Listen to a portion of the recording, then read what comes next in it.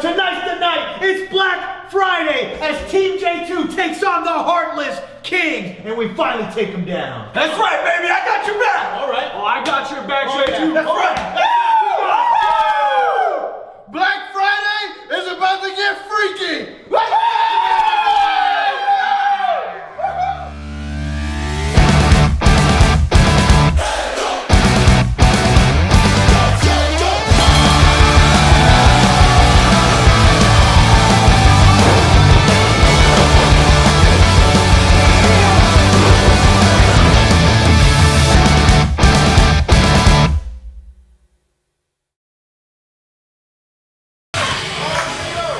Ladies and gentlemen, welcome back. Millennium Pro Wrestling presents Black Friday. I'm your humble announcer, R.E.O. Amin. So glad to have you all here, ladies and gentlemen. I hope you enjoyed your wonderful Thanksgiving dinners yesterday, and thank you all so much for being part of Millennium Pro Wrestling family. You are absolutely wonderful. Give yourself a round of applause. Now, I'm sure you had a lot of great deals this morning, and I'm sure you'll lean more to Cyber Monday, but we have a treat for you this evening, ladies and gentlemen. We have not only the Millennium Pro Wrestling Tag Team Championships on the line. Oh, yes. Team Friendship takes on 2X. On top of that, too, folks, we got our main event, a triple threat match for the ages as Dustin Jack Daniels gets hit rematch, joined alongside your King of Extreme 2025 winner, Danny Devine. Oh, yeah. Going head-to-head against your Millennium Pro Wrestling Heavyweight Champion, Busio. And we have so much more in store for you tonight, ladies and gentlemen. Before we get there, who's ready for our opening bout? Let's try that one more time. Who's ready for some pro wrestling? Yes! Your opening bout is a singles match scheduled for one fall. Your referee for this contest, St. Clair.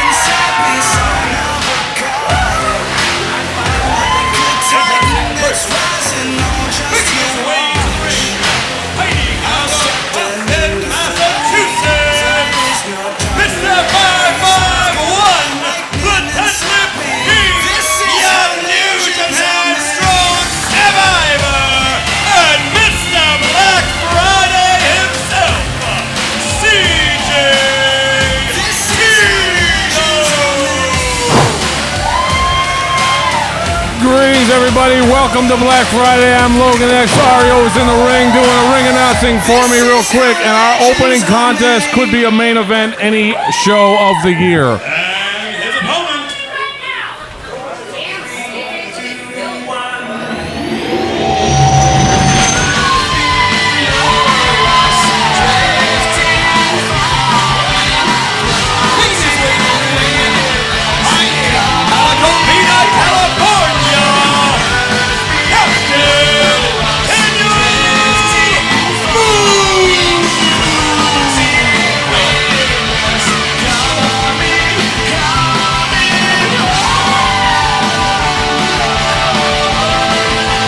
Daniel Moon against CJ Tino. This match is going to be off the friggin' hook. Moon blowing me a kiss right there, I think. Hey, what a dream match. I've been blowing kisses at you too, Logan, for booking it. I mean, if you told me this was going to happen a year ago, 2 years ago, I wouldn't have believed you. Well, Moon was off, he was working executive protection. He may have been in the jungles of El Salvador, for all we know, doing executive protection with some high-level operators for some very high-level people. He comes back here, 180 pounds of twisted steel and sex appeal, and there's abs upon abs in this match. There's moves upon moves, and this is a great way to start the match. I said this match could be a main event on any card of the year, and it's the opening contest this week. And the fans know it. This is anticipation right here. It's also what you call a curtain sellout, which means all of the boys in the back are going to be peeking through the curtain at some point just to check on this match. And how can you not? It's a return to form, a return of families here for MPW. Of course, CJ Tino calls himself Mr. Black Friday himself, locking up with a man who has been on a long hiatus and has been begging to be back here in the ring. Ooh, you hear that already? CJ calling what you got to Daniel Moon. Well, and you said, he's kind of shaking off some of the ring rust still. I don't know how much of that thing is a thing with Moon. He was out for 7 years, but he was working out the whole time and came back in tremendous shape. But there is also the concept that there is no excuse for experience of actually being in there, wrestling week in, week out, year in, year out. Hey, at the end of the day, you got to remember, too, CJ Tino is coming back from injury, having taken a long time out of this amazing cycle of wrestling. The man has got to try and find his own time to get the ring rust off. And did that look like ring rust there? But that head scissors counter, that very innovative way that he got in there? Innovative is a great word for it, honestly. And here's CJ Tino showing off the fundamentals right now. Ooh! A nice counter to get out of it. Now he's got him stretched out there across the knees. And excellent work there. Reversed into a cover. And truly, this is going to be a battle of ideals and styles. Unorthodox versus fundamentals. And if you notice again, the fans from the beginning, before they locked up, knew what they were in store for. They knew that this match is going to be off the friggin' chain. Ooh, a little bit of a test of strength attempt here. Let's see if we get the other hand locked in. I don't like these. I always kick people in the stomach when they happen. Hey, look at that, and you were right exactly on it for Daniel Moon. Trying to go right for a waist lock, but there's a counter. You don't want CJ Tino to have his arms locked around your waist. Ooh, same goes for Daniel Moon. Both these men with extreme level of endurance and speed are on display right now. Running a clinic here at MPW. Excellent headlock takeover. Oh, look into him. Nice straw now. Cover. It's only a 2 count, but still holding on tight. Look at that. Yeah, 4-move combination to end up into a crucifix pinning combination. He comes up with a front face lock afterwards. And Moon, look, that's not a great position to be in, but Moon's trying to figure out where he is right now. And I have constantly been impressed by seeing Moon's return here at MPW. The man has found himself in some very sticky situations and found the most innovative of ways of trying to get out of it. Well, and that's the thing is... Whoa! That was like an insecurity into a Rana almost. Which is what a frog actually is. Moon with his own. That was basically a double chicken wing pinning combination right there. It seems like both these men have such a wonderful sense of body awareness, but almost as if they've wrestled before, it seems, even though this is a first-time encounter. Yeah, well, this is a match CJ Tino's been asking for years, and Moon was off the circuit for a while, so it obviously couldn't happen then. Once Moon came back, CJ was trying to get this match from the beginning of that. And Moon saying this is what MPW is all about. He's absolutely right. If I could be perfectly honest with you, Logan, just like this audience, I was waiting for this match all week, and I'm so glad to be here with another lockup. Wait, no. And once again, the unorthodox styling here of Daniel Moon able to work into a hammerlock right now. Well. Oh! And strike. With Tino, who's built like a brick outhouse, it's a good idea to pick apart of the body and start working on it. Oh, here, but now strength on display. Excellent reversal there. And a signature drop kick of Daniel Moon. Catches him. Beautiful. A couple of kicks in a row for Moon landing there. And looks like this is the front side nut slide right here. Boom! Took the full brunt against that turnbuckle there, too. CJ's reeling. There's a cover. Just got out of there. In the marching band when they bang the cymbals together, the cymbal crash? Yes, sir. That was a cymbal crash, but CJ Tino's head was in the middle of it. An absolute cacophony of sound here at MPW. CJ Tino kicks him off, and a back elbow to follow it up.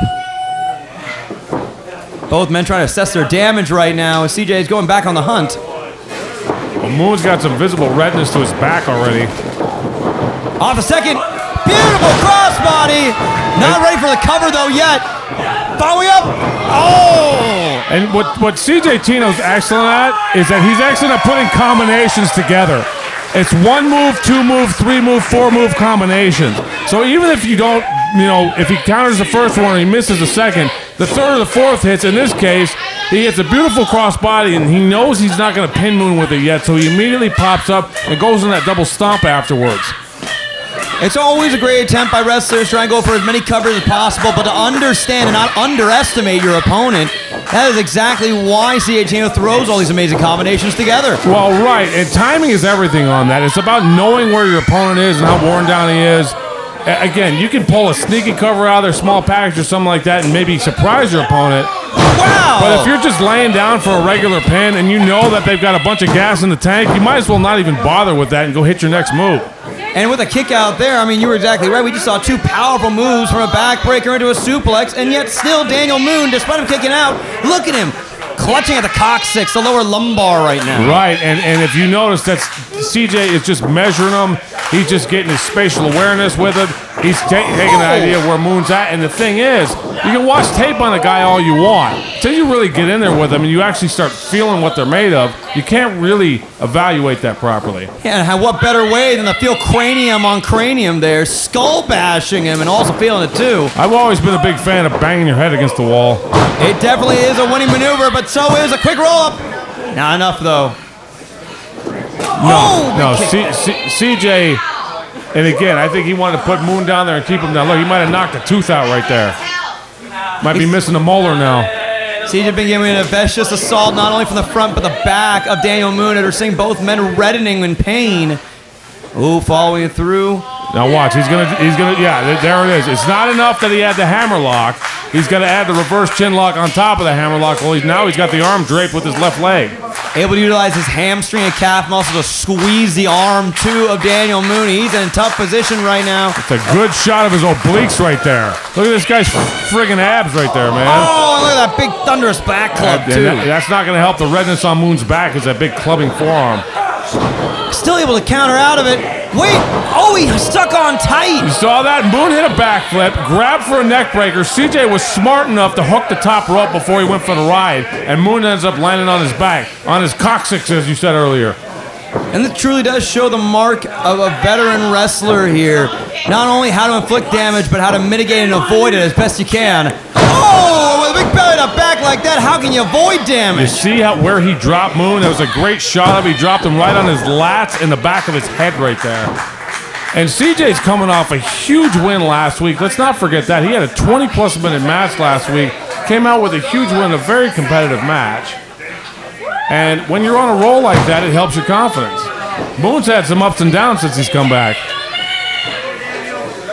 A very much a time for comebacks, and with a big springboard drop kick there, Daniel Moon might need a little bit more time before he can get back in the ring, but CJ Tino, he's feeling this crowd. It looks like he might fly here. Hope! Can't be calling your moves out like that, my friend. Oh, tope suicida! There it is, a big suicide dive right there through the rope. Both men collapsing to the floor. High risk, high reward. And that's what you gotta love about Daniel Moon. So much heart and soul in everything he does. And how much damage he puts his body through despite all this hiatus. Well, and again, but when you're throwing yourself out of the ring at your opponent in kind of a desperate attempt to take him out, it's a sign of kind of where things are in there. And right now, Moon's buying himself some time to recover from that onslaught that CJ's had on for quite a while. Explosive dives may be one thing, but to truly put this match away, both our men got to make their way in and maybe start pulling out their Sunday punches. They're both in there on opposite corners. This is going to be interesting. Eyeing each other up. They're both pulling each other up by the ropes there. Oh, but look at that Daniel Moon catching him with the speed of CJ Tino. Checking his teeth right now. Ducks him. There's some stinging left jabs right there. Oh, taking him off his feet now. CJ Tino doesn't know where he is. Oh, welcome to Chatsworth again, my friend. The Moon Hammer right there. Oh, and a big splash there in the corner. Following it up right now. Ah, but calling it out. CJ's able to counter out of it. Sends him out. And these men, it is amazing. This is our first encounter. I could not wait until another match between them. But wow! This one continues our opening for Black Friday and a cover. Is it over? Oh. Moon got all of that springboard clothesline right now, but it wasn't enough to hold CJ down.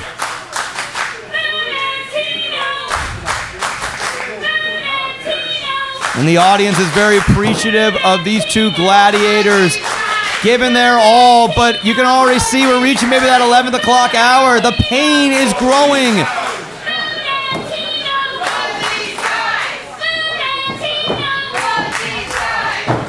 Moon's gonna look, he's hooked CJ up right now. It looks like he might be a little bit better from that earlier onslaught. Oh, catch him though. Oh, trying for a German. That's dangerous territory again. You don't want CJ with the waist lock. He'll drop you on your bean. Oh, taking again into the turnbuckle. And this is signature Tino now with his own set of drop kicks. 2 for 2. See how he's lifting Moon's face all the way up out of the ring with that? Oh, and look at that. Every one of those drop kicks snap Moon's head back into the turnbuckle there. And Tino's not done yet with a big pump handle. Oh, that big slam. Here goes the cover though. Oh, that's a tight cover. You see that? And that's the difference between a pro wrestler and a guy who doesn't really know what he's doing. He got all his weight on that and he hooked him up. Moon just was able to kick out. Just was able to. That much force and the scream he had to let out to truly keep himself in the match. It's pure respect here in Chatsworth. Well, and CJ came to fight tonight. He's not really known as a high flyer, but he's hit about 4 aerial moves that are, I'd put up against anybody's high flying ability, amongst all kinds of, intricate wrestling that's drawn in there. Now he's trying to turn him over into a Boston Crab. Oh, able to flip him out of it. That takes some leg strength by Moon to be able to do that. Definitely great work scouting and studying both opponents right now. CJ Tino, though, you can be seeing this great smile on his face. He's loving being in this match. And you can tell Daniel Moon's loving it as well. And there we have it. We're going to have a beautiful moonsault afterwards. Oh, but Captain Moon comes crashing down back to earth. No water in the pool. Look at this. This is a beautiful pinning combination right here. Whoa. Wait, no. Oh, this is a worse situation now. Remember when I said he's going to drop you on your bean? Big there it deadlift is. suplex. Is it enough? No. And Logan, you brought earlier about, the lats, the upper body, the neck of Daniel Moon taking all this damage to kick out after all that. Truly took more than maybe 10 men's strength. Well, and did you see the way that he came out of it, the way that his body straightened out? He might have hyperextended everything. He might have hurt his cervical, dervial, simple for two for wrist, and everything else that's in there. Every bit of joint and ligament is definitely screaming at these men. But the fight. I'm Mr. Black Friday. I took over when you left. Whoa! Oh, wow. CJ talking madness, Moon paintbrushed him. That was a Stockton slap right there. That was a Nick Diaz level slap right there. Hey, this is a man from Tewksbury. He knows his way around an alley. He knows how to fight. It's breaking down right here a little bit. There was a lot of mutual respect. It's starting to go the other way a little bit. And that happens when you got two guys in there evenly matched. Sometimes people get frustrated. Oh, you're seeing that frustration on display. Well, sometimes you got to switch into a different gear. Flying forth and meeting it with a knee straight on the temple there, CJ. Oh, but look, the kick up setting him back to life. I've felt that Daniel Moon knee to my cranium before. It's not a good feeling. Oh, wait, no, it catches him there. It's the second time CJ's been well scouted like that of Moon's moves. Tried to go for that snapmare driver, full Moon potentially, but it wasn't enough. He's looking for the crab again, and he's going to get it this time. Oh, you see that? This is where you put money in the bank early on by working on Moon's back. This is where that's going to pay dividends, as he's been working on him the whole time, and now he's got him in a submission. Look at all this time and effort put on display. He's ranching back right there. Beauty. What heart, what strength. One of the things that saves guys in this ring, this is a 16 by 16 foot ring. Inside the turnbuckles, it's 14 by 14, so it's not as big as some of the other rings you'll see on the circuit there. And that might have saved Daniel Moon. That might be the only reason he's not still in this match. Oh, no matter the size. Oh! to try and cover the distance. Smooth grooves right there. That was a double drop kick right to the face. Both feet planted right upside Moon's cranium. And I'm honestly seeing a whole different side of CJ Tino right now. Well, and you know what? He's just sending a message. And the thing is, he's not cheating or anything like that. He's just showing a different level of intensity. Look at this move. Oh, wait, chaos theory almost applied, but not enough. Able to roll out with an arm drag. Yep. Desperation. Oh! Wow! Collision course out of nowhere. He can fall through. Full moon. There's a cover. Is it over? Captain wins it. It was an unbelievable win for Daniel Moon there. CJ has no idea what hit him. Your winner, Captain Daniel Smooth!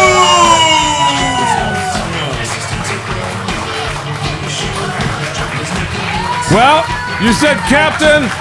He can be out of Commandante for all I care. He won the match. The fans on their feet. And now Daniel Moon asking for CJ Tino back to his feet. So much heart, so much energy on display here. You can't help but respect it. As all of our fans now over in the front row are on their feet. Look at get a shot of Moon's neck right there. Look at all the damage that's been done in this match. Oh, look at that. And you gotta love it. When you have a match that good, you can't wait for a rematch. Here's hope we can have it here. I'd love to see this match next week if possible. I mean, Moon went through it, and he did what he had to do. He's going to go need to see a chiropractor afterwards. His wife, Aurora Star, fortunately, she's a physical therapist. She might be able to straighten him out when he gets home. Well, after a banger like that, the only way to follow it up is going to be Tag Team Golden Line coming up next for MPW. Can't wait for that. And in doing so, Team Friendship gets the most unique entrance we've had in a few weeks here. Got James Angel, Cody Prince. Cody's the one with the crown on, in case you were wondering.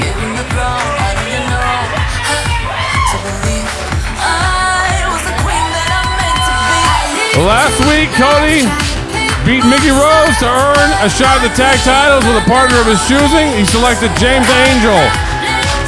Mutual respect between these two, based on a rivalry that's gone back and forth.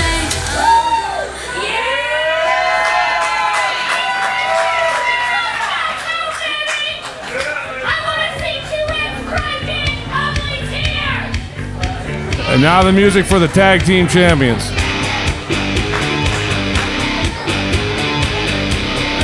Scarlett looking semi-confused in there.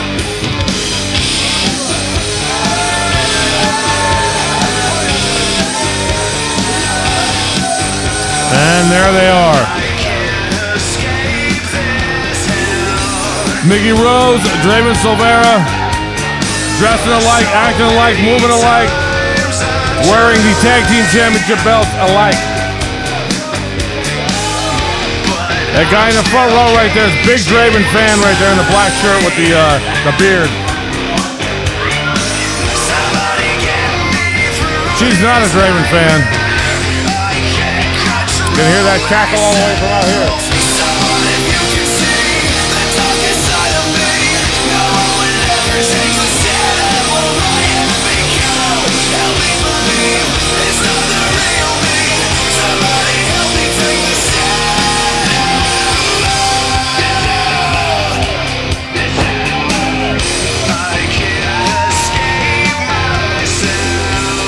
These guys on a roll. They've beaten a number of former tag team champions recently.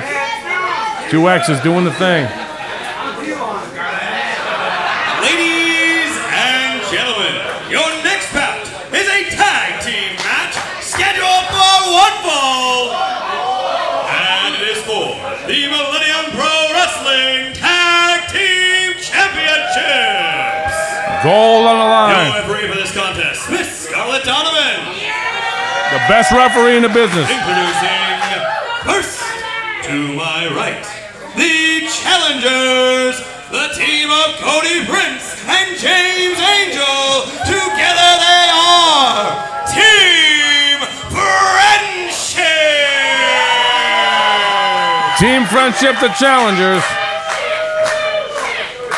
We're a big fan of friendship here at Millennium Pro Wrestling, especially when you bring your friends to the show and you buy more tickets. To my left, the team of the Short King, Mickey Rose, and the Unbreakable Heart, Raymond Silvera. They are your reigning, defending Millennium Pro Wrestling Tag Team Champions. This is 2X. They be the boys right there. 2X. 2X means extra small, according to Wendy. I don't know, we got some fans out there that wear 2X. And that's what's on the line right there, the MPW Tag Team Champions. Now, in the beginning of that intro, I think you had Real Speedwagon playing in your head. Yes, sir. That's all right. Don't worry about that. Now, the tag champs, they keep dressing alike every week, but it's almost like they're dressing like they were shopping on Temu the day before or something. Trying to appeal to nostalgia, I suppose. Is that what it is? Yes, sir. Of course, out here in Millennium Pro Wrestling, nostalgia at times comes to die. As we're seeing Cody Prince come alive right now with a big boot against Mickey Rose. There's a cover. Cody's been tag team champions before. He held the belts with Danny Devine a while back. Former national champion, tag James Angel. And this is kind of an interesting tag team here. I don't know how much history you know about these two. At least between Cody Prince and James Angel, I know for a fact both these men at one point hated each other. Yep. There's a cover there. So me being the wrestling historian that I am of the most important company in the world, Millennium Pro Wrestling. Yes, sir. Cody and James had a 3-match series. Cody won that series 2 matches to 1. Based on mutual respect, they kind of buried the hatchet. These guys actually have a tag team win before in the Double Dash tournament where they were paired together at random. So it's not the first time that they've tagged. Ooh. They've been successful, but not a lot of tag team experience, and based off a previous rivalry. James Angel wasn't happy that he came up on the short end of the stick with that two losses to his 1 win against Cody. But the allure of being the MPW Tag Team Champion made it so he agreed to this match and teaming with Cody right now. And he's doing an excellent job right now. Slamming down one half of your champions, Draven Silvera. Can he kick out? And he does. Well, and on the opposite side of the ring, for as often as 2X is kind of getting their tail kicked around in the ring, they kind of always seem to figure it out by the end of the match and they win. They've been fighting champions. They haven't ducked anybody. They've beaten everybody they've come up with. It just, they seem to end up taking a certain amount of punishment before they get there. A certain amount is definitely the right word for it. When it comes to Draven Silvera, still recovering, of course, on his shoulder. He's taking multiple strikes right now to the back of his head. And Mickey Rose with a very vicious kick there to the throat. Monkey flips through. Oh, and going to attack now. James Angel on the outside. Mickey Rose following it up with some vicious strikes. And that's the veteran experience of Mickey right there. Cody landed towards the corner off that monkey flip from Draven. And it was close enough in proximity where he could have made a tag. Mickey forearm smashed James so that there's nobody there for him to tag and allows him to keep Cody in no man's land. And here we come with Draven back in the ring. I know we mentioned earlier about how Team Friendship was honestly a tag team forged in fire with 2 men who originally did not care for each other joining forces. But you can honestly say that Mickey Rose and Draven are a bit of a parallel situation with a cover right now. Is it up? You are absolutely right about that, and they were also born of the same type of rivalry. The difference is with them is that they've been together week in and week out, and you know it remains to be seen whether Cody and James will have the same type of success. I tell you what, if they win this match, they're the champs, and then that's going to be certainly a large indicator of what 2 people can do when they're rivals, and then they end up teaming together afterwards. I mean, anything truly is possible here. If Cody Prince and James Angel can go that extra mile, pick up a win against these 2 reigning and defending champs, it will absolutely elevate their status here, not only for MPW, but in Southern California in general. Yep, and James Angel, formerly of Funhouse. Oh, big Larry. Hundreds of thousands of Twitter followers. Oh. And can you imagine being able to add on not only worldwide influencer, big kick out there. Well, he does a podcast with Scorpio Sky on a regular basis. Scorpio Sky, former competitor in MPW, former AEW World Tag Team Champion, TNT Champion. So, you know, he spends a lot of time talking to Sky. I can imagine that the tips he gets would be super valuable. Well, what comes to 2X may not be the most popular kick out there, may not be the most well-liked here at MPW, but they are reigning defending for a reason. The bottom line is we're competing in here to see who the best is, and the best is whoever has the gold. Ooh, and that is true there. You might have heard that from one of our audience members. Miggy Rose is actually sitting with a loss from last week against Cody Prince himself, so he can even be in this match. Yeah, Wendy being a little bit of an MPW historian there herself. And now Cody trying to go for that tag. Miggy not allowing it with a big hair pull there. Again, another veteran move. Not pretty, not flashy, not even legal, but it's effective. The idea is to cut the ring off and keep your opponent from getting to his corner. Of course, referee Scarlett Donovan trying her best to practice discretion right now. Well, I mean, the champs are going to use the 5 count. There's Angel intelligently finally getting in there and doing something.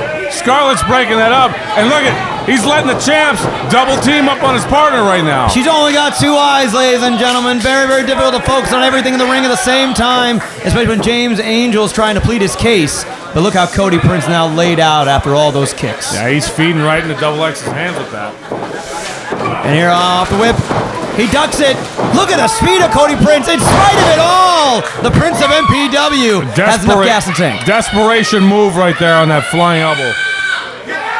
Yeah, might have been running on empty, honestly. You're right, Logan. Cody Prince now trying to check to see if he's got any life in his legs. He needs to make a tag right now, otherwise this match is going to be over with pretty soon. And look at the look of determination in James Angel's eyes. His arm is outstretched. Miggy Rose now in the ring trying to stop him. Oh. No, kicks him off. Beautiful kip up. And a dive to the corner, and here comes James Angel. And knocking Miggy Rose around. Here comes Draven. Oh, trying to get him from behind, but he ducks it. James had him scouted well. Pushes him out of the ring now, but not paying attention to Miggy. Oh, big forearm there to the jaw. Trying to send him off now, but James Angel got him scouted. Beautiful slam. Olympic slam right there. Is it enough though? Oh, just barely. Game of inches and seconds here. As James Angel looking to try and make the best he can of the situation. Sending him up one more time. But Miggy Rose able to get out of it. Oh, and a big club there to the back of the neck. Oh, and here we go. Now, Logan, you have seen plenty of champions here at MPW. Whoa, with a big blue thunderbomb like that. Pure strength out of James Angel right now. And yes, I've seen every champion from the inception of this company in 2001. I was there from the beginning. I was in the first match this company ever had. So I got to ask you, Logan, what do you think? James Angel and Cody Prince, do you think they got the juice to potentially lead the new championship titles? I think that if they can function as a unit, they have all the potential in the world. It's a matter of can they stay on the same page, and that remains to be seen. Oh, it looks like James Abel's able to hold his own, though. He's been waiting to get back in this match. Oh, but wait! Is that enough? Oh, no! That could be it, folks. No, Cody able to save this match. That was dangerous there, and right on the injured shoulder of Draven, too. Yeah, it looks like he's hurting right now. A tactical save there by Prince, but look at all 4 of our men struggling right now for this championship match. Arguing with Scarlett.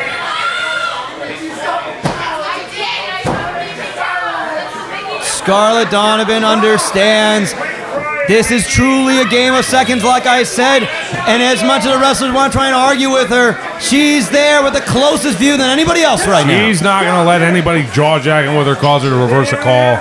Only way she's doing that is with video evidence.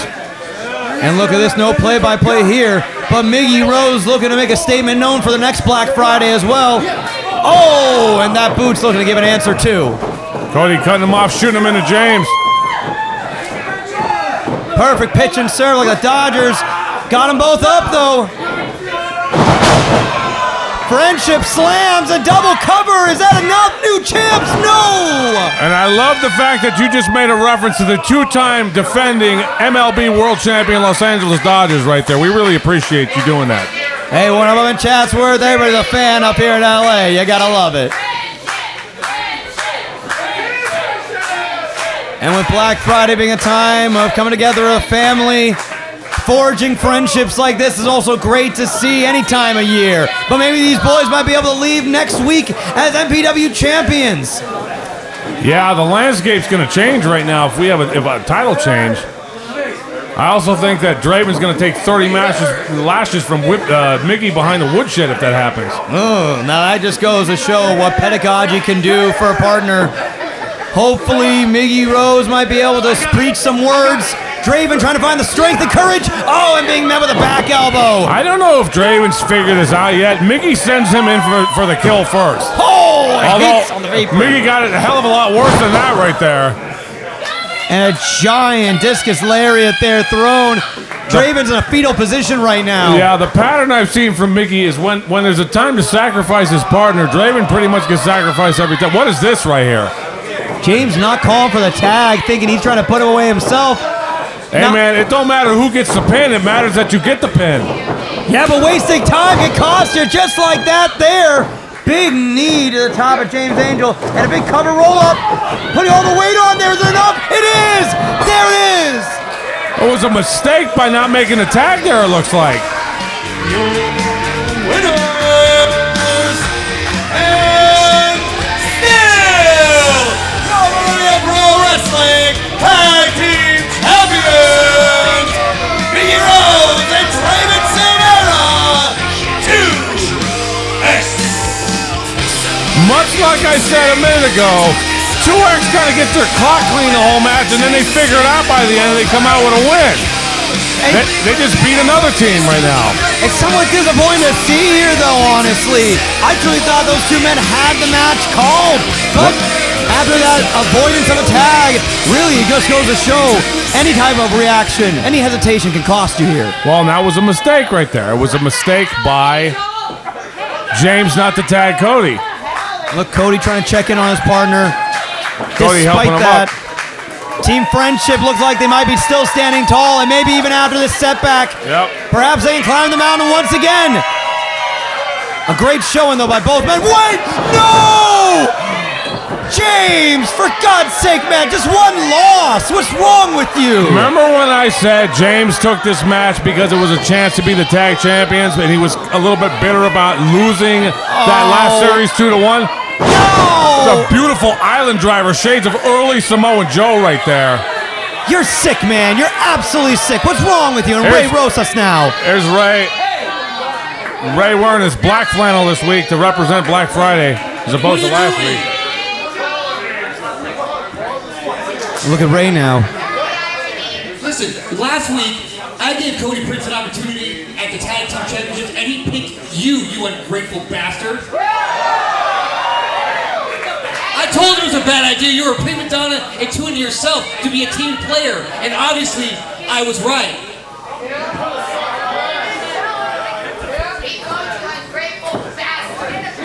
Ray trying to check in now on Cody, see if he's okay. Listen, I am sick and tired of everybody here standing up to me like I'm some kind of pushover. I am the general manager. I run things here, mister. I enjoy it when Ray's assertive. I run this theme park. You are just a tourist. There you go. Oh. Every time Ray asserts himself, it's less that I got to do it. All right. Well, you know what? I think we need to get you on a roller coaster. We need to get you up because you're really high right now, and we're gonna drop it out on you. All right? Because I'm sick and tired of everybody thinking there is zero consequences out here. You know what? That's a great thing to hear, honestly. You are suspended. Wow. Whoa! I don't want to see your face here at MPW for the rest of the year. The year? That means no holiday bonus. That means no chance at Naughty or Nice. You have to suffer these consequences. And before you can come back, you better make sure to watch all of our training videos on how to be a better team player. Wow. I tell you what, the consequences of what he did, the repercussions, no idea that James Angel... Law. Naughty or Nice, that's your shot at titles if you win something in there. He's out for the rest of the year? What a monumental statement there by Ray Rosas. There's no written reprimand. There was no POS. There was none of that stuff. No progressive discipline. He went right to the suspension. Shocking statement there by our general manager. More to come here at MPW. It's almost like some Boo Valdez would have done. All right, let's keep that energy going. Plenty more in store. Your next bout is a singles match scheduled for one fall. Introducing first.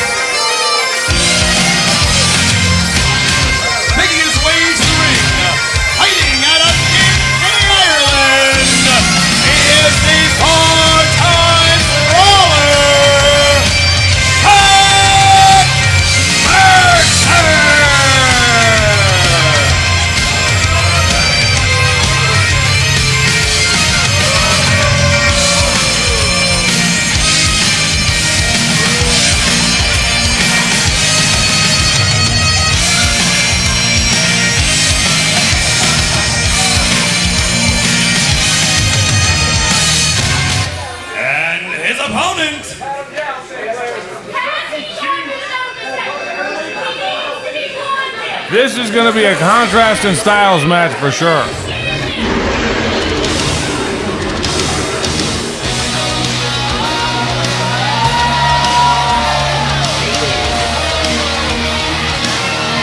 Making his way, fighting out of Shinka, Japan. He is the Breaker, Koto.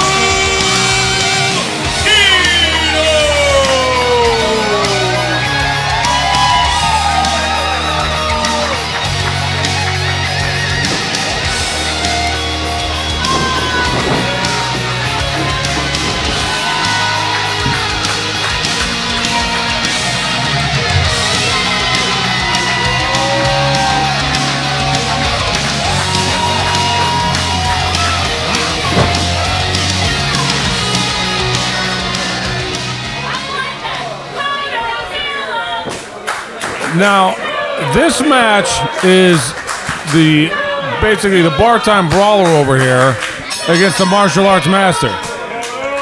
Truly, this is a battle of islands right now. The island of Ireland versus Japan. The master of the flying kick versus the master of the flying shot glass. Of course, Kilkenny, Ireland, being known for a place of medieval combat and defense. Shizuoka, Japan. Where's he from? Shizuoka, Japan. That's good. Well, I mean, he's got his shins covered up right there with those kick pads, so maybe he's all right. And now it looks like Chuck Mercer trying to rub some salt in the wound now. Trying to bring up his victory against Koto Hiro in a four-man fatal four-way match. Well, and Chuck wanted just a fair fight. Fair fight. No brass knuckles, no chicanery, no nonsense. He wants to show that he can actually beat Koto legit. And we'll find out. Of course, the audience making themselves known about who they're partial to. Now, remember we're talking about me being the MPW historian that I am. I think it's worth mentioning right now that as we speak, the current AEW World Champion and the current TNA World Champion are both former MPW wrestlers. Samoa Joe competed in MPW. First year that was in here.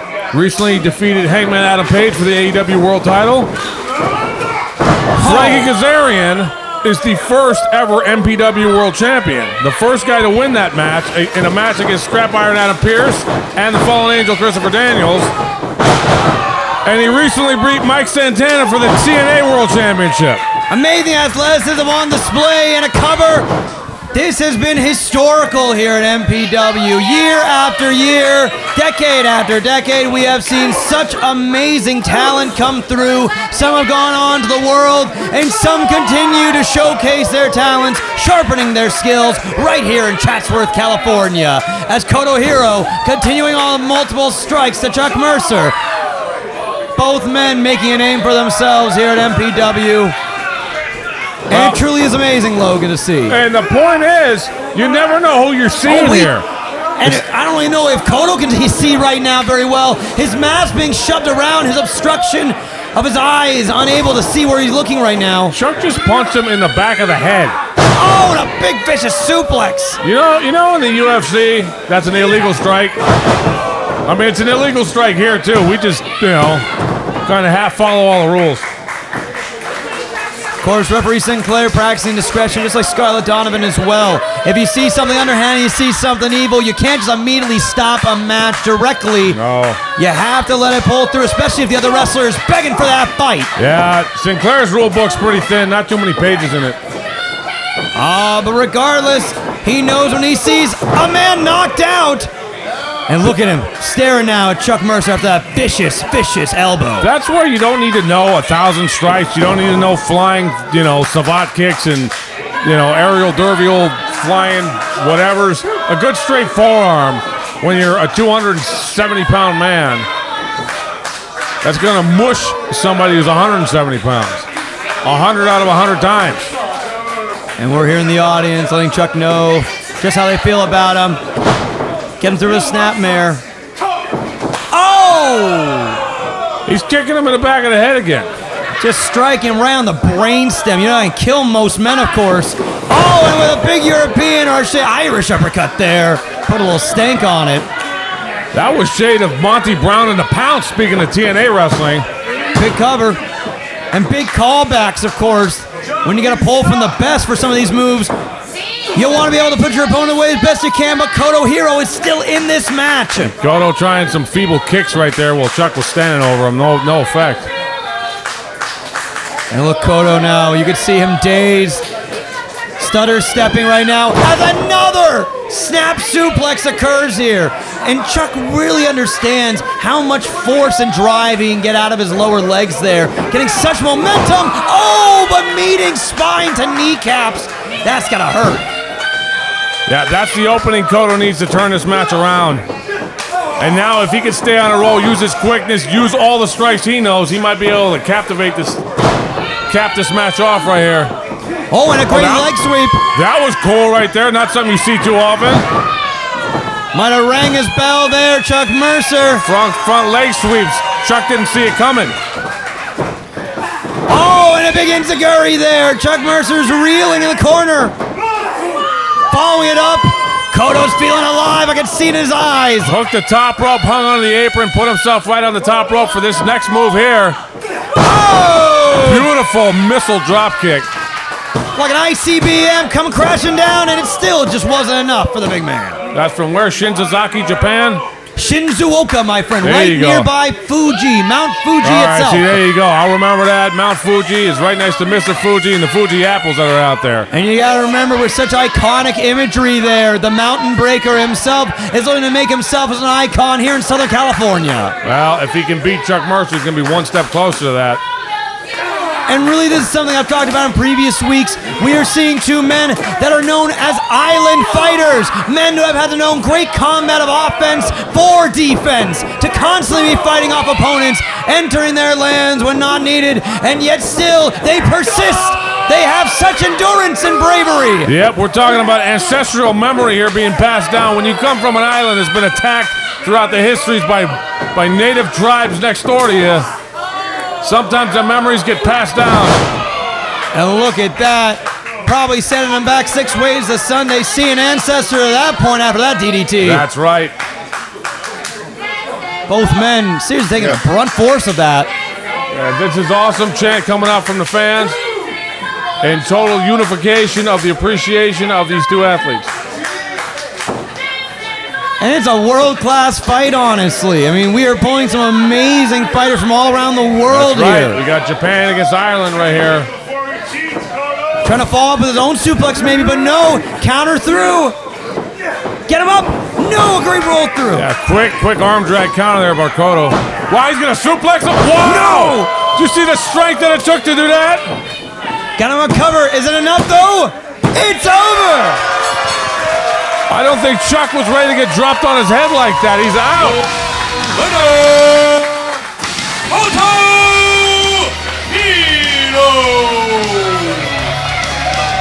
Of all the moves that I thought I was going to see in this match, I did not think I'd see Koto Hiro hit a modified brainbuster on Chuck Mercer. An amazing and spectacular end here. And you gotta remember, no kendo sticks, no brass knuckles, just pure grit. from the Mountain Breaker. This was a Standing clean tall. fight here, and Kodo won with a great move of power right there. Are you ready to make your pro wrestling dreams a reality? If you're waiting for the moment, this is the moment. Join the team, Millennium Wrestling Academy.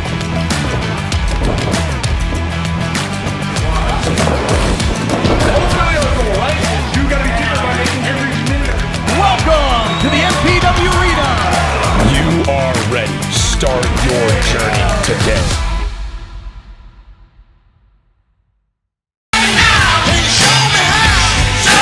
The man who makes my life easier, Ray Rosas.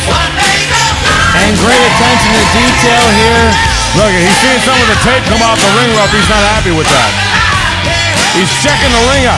That's the thing. This guy's been wrestling for 20 years. He's coming out here just to make an announcement, but he's doing a quick ring inspection when on the way. And what a hell of a general manager. Already making a big impression these past couple of weeks. Yep, I couldn't have picked any better if I do say so myself. Sorry, I was supposed to be out a little earlier. It's been a crazy night. Yeah. Great night. Crazy night. How's the show been going so far?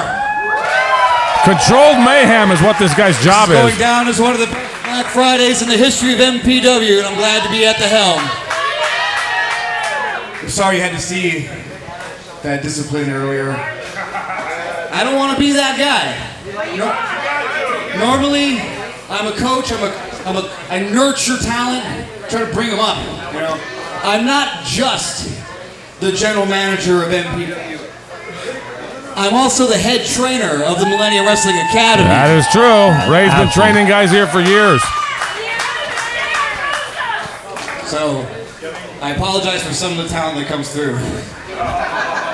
That's all right. We got a budget. We're going to stick to Mainly it. for their attitude. How come nobody respects Dad around here? Gotta learn respect again, I But guess. last week, I made a promise. Last week, I promised a huge announcement. Here we go. Huge.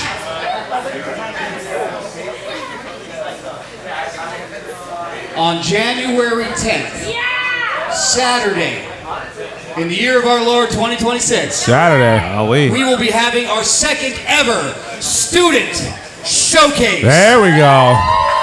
First one was an amazing display. Some of our best brand new students will be debuting, ready to make history, ready to start their pro wrestling journey right here in this ring, trying to earn a spot full-time every Friday here at Millennium Pro Wrestling. Yep. See, we're running on a Saturday. You know what I love about We're that, gonna Ario? have We get the over gate 10 for 2 days there. debuting brand new talent.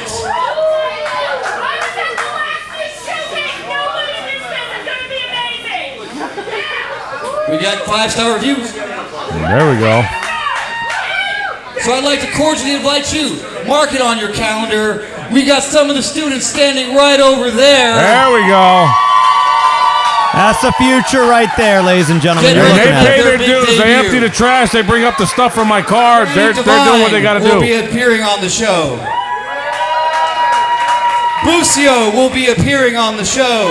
Wow, the champion himself. Ray Rosas will be appearing on the show. Ray will be appearing on the show. You need to So mark mark your your calendars. calendars. January 10th, 2026, Saturday, right here. Student Showcase, Part 2. So it is written, so it shall be. Thank you. When Ray speaks, everybody listens. But, ladies and gentlemen, we've got a crazy match coming up for you. Match 4 is going to be a 4-on-4 elimination match. So without further ado, let us introduce our first team at this time.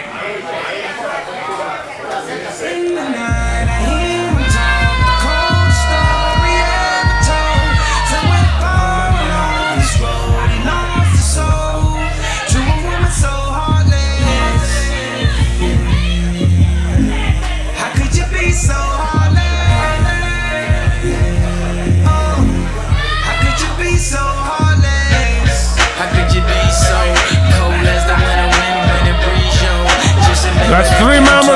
as a pirate ninja.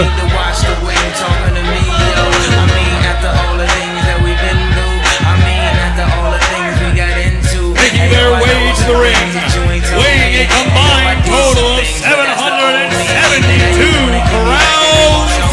The team of Boa the Constrictor Silva, the Solution Antonio Rivers, the Hollywood Rebel Storm, and your Heartless King Jeremiah Fretch. Together they represent the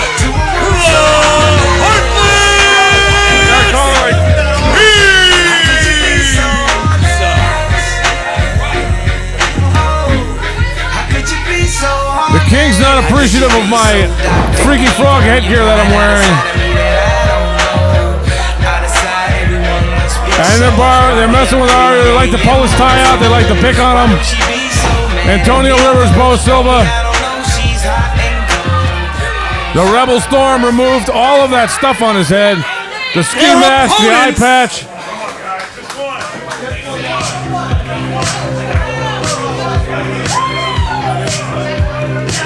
Fresh still wearing his warm-up jacket.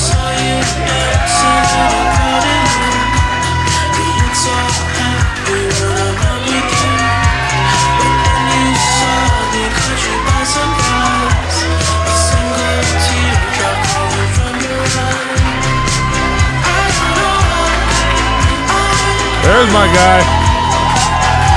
Ladies and gentlemen, making their way to the ring, the team of the Playmaker, J2 Manioli, the inescapable Jake Mays, the Radiant Sun, Jake Redondo, and your Millennium Pro Wrestling National Champion, Eddie Roar. Together they are Team J2.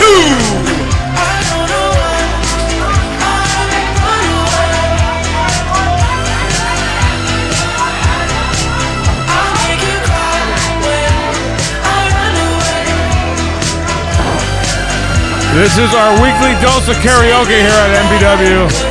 Everybody who shouldn't be singing this song is singing it, but they're all enjoying the hell out of themselves, so I say go for it.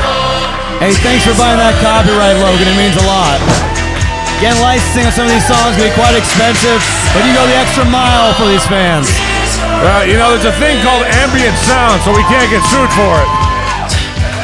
Thank you, Paul Heyman, for putting that information out there years ago. And here we have quite a team here. To those young lions out of San Diego, joined alongside the Playmaker and Millennium Pro Wrestling National Champion, our wild card here for Team J2. Wow, and you know, what's going to be interesting about this is that the Heartless Kings are a well-oiled machine, a four-man unit that functions as a team in different combinations frequently. They got a hold of J2's jacket. It looked a little small this week. I wonder if he washed it on, you know, hot or something like that. Hey. Oh, that's not right. That's a man's blazer, for God's sake. Did he just chub his jacket? A little bit of a perennium rubbing there from the Hollywood Rebel Storm. Yep, let's call it what it is. That was a ball drag right there. And let's see who's going to be taking it first. Is it going to be Hollywood or, oh no, maybe all four men? It's a little bit of all four of them wanting to start against J2. Oh, and look at this now. Yep. Evening the odds there you finally. Got 8 guys in there. And you know what? Scarlett's just going to have to kind of step back and let this thing unfold. I don't think the bell's even rang yet, of course. Like two wild dog packs going head to head. I always think in matches like this, 8-man tags, there should be 2 referees. There should be a referee on the outside also. Gotta keep multiple eyes, honestly. Yeah, with this many bodies here. No, I'm saying that, but I don't want to pay for a second referee for this match, so it is what it is. Hey, you gotta make use of what you got available, and Scarlett Donovan is the best there is here. And look at this now, J2 trying to open up his vision. He's got a hair tie. This is where he transforms into the top knot right here. This improves his aerodynamics by 3.5%. And his flair and aura have gone up by 20. Yep. You know, they tell you when you're driving your car, you got to leave your windows rolled up because it improves your aerodynamics. Same thing with J2 when he puts his hair back like that. Well, let's see if the freshest man in the room might be able to kick this big man off his feet and send that hair tie flying right now. Yeah. Oh, well, look at that. Rebel Storm already Yeah, in. I was surprised that Fresh was in there first and that he was going to go at it with J2. And he just wanted to mess with his mind a little bit. Jeremiah Fresh, the leader of the Heartless Kings. And it's constant mind games from the Heartless King himself. As a playmaker, though, going to town with plenty of strikes and a big elbow there. Going to the corner now. Flying back elbow onto the Rebel Storm. Rebel Storm just like the Queen of Hearts from Alice in Wonderland. Truly now. And there's a cover. Are we going to have our first elimination? No. I want to hear him scream off with his head. And you really are seeing almost the certain team members and how they're lining up. And the guy who tagged in's got gobs of talent right here. Jake Redondo. Here's a cover from the Radiant Sun himself. An amazing second-generation wrestler who honestly has been a bit of a workhorse here at MPW himself. He has tagged not only with Jake Mays as Jake Squared, but even with J2 Mattioli as well. And he has shown time and time again he is an amazing partner and a singles competitor. He's got some autographed baseball cards for sale over there at the Snack Shack. I think the fans would do well to invest with him now because it's going to be probably worth a lot of money later. This is a man who is going places. Oh, but the Rebel Storm looking to keep him right down here in Chatsworth. Well, remember what I said a minute ago. 2 former MPW wrestlers, AEW and TNA world champions right now. Well, let's hope this young rising star doesn't lose out on a wonderful career by some terrible strikes by Boa Silva.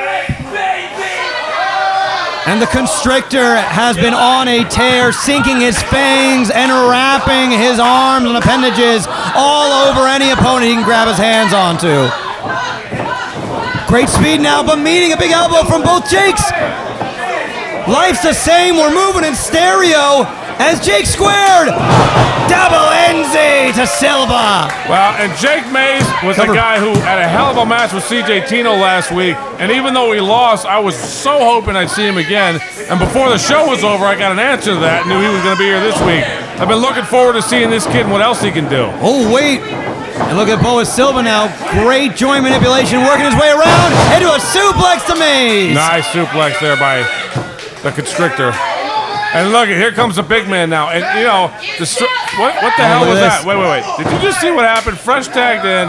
He just tagged Rebel. He just tagged Antonio. Oh, this is going to be a 4-man double team. 772! That's a quadruple team right there. So much strength on display, but look at that. Jake Redondo saving his partner from an early elimination right now. And looks like Rivers trying to go to blows, but he ducks. Oh, big kick right now. The solution, not really giving the best of answers, but it definitely is one nonetheless. You know, the thing is, you can't let nobody push you around and not answer back with somebody. You got to come with the receipt. Whoa. And trying to follow through. Jake Mays setting up his own obstacles and traps. Oh, wait. Rivers got him locked in. Ah, but kicks out the arm. Up high with a beautiful drop kick. So far, the Kings are working better as a team, but it just seems like they're not getting an advantage that they want to. Oh, it's once again the animosity and the quick thinking of Jake Mays and Redondo you've been seeing that these boys just aren't ready for. He shades of Yoshihiro Tajiri right there with that springboard elbow. Handspring into the elbow. Keeping excellent control of Rivers right now as a national champion is in the ring. And he's ready to go. Beautiful, following it up with a cover. Not enough, though. And he's wearing more clothing than he usually wears. He's wearing that J2 shirt in support of his partner. And the freakiest frog himself takes a jawbreaker as now. Oh, Jeremiah Fresh wasn't expecting that tag, it seems. It's the first time he's actually been in this match. Oh. And we have been seeing, It doesn't surprise me he wants to be in there with Eddie either because Eddie's the one with some gold. Gorgeous! The national champion, standing tall, and I think you know what time it is. Here it comes. He's going to take that shirt off and show all his menudo out here. Hey, Logan, Can't freak me. Oh, come on, let him have his time. No freak knuckle splash today. The Kings broke that up. And the Heartless Kings really utilizing all tactics they can. It's about to break down here. And I knew at this point, at some point this was going to happen, where you had all 8 men battling it out. Scarlett's a great referee. One person cannot be responsible for 8 stereo clotheslines over the top rope. 4 at once out of every single rope in the ring. Corner to corner. The Kings are out here piled up. They're better off not gaggled up like that. Somebody might do a high-flying something or other. Oh, you're putting thoughts of mischief into these men's head. Are they gonna fly high? Yep, from my brain to their ears. Oh, hey, look, now they're trying to call for Scarlett for order now. Scarlett's actually doing an excellent job trying to get control of this thing. And by say, surprisingly, I was surprised that she was able to do it. Like vultures coming down on their prey. It's a tall order for anybody. Now Jeremiah Fresh choking the very life out of our champion. He was once at one point, just like a week back, in contention to potentially be national champion, and it all came crashing down for him. You gotta imagine Fresh is bitter at this point and looking to inflict as much damage as he can to Eddie Roar to add insult to injury.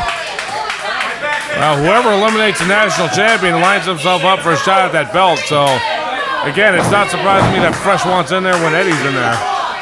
It is very difficult for a champion. Title defense or no, you cannot allow yourself to take a 3 count. They're trying that same move they did earlier.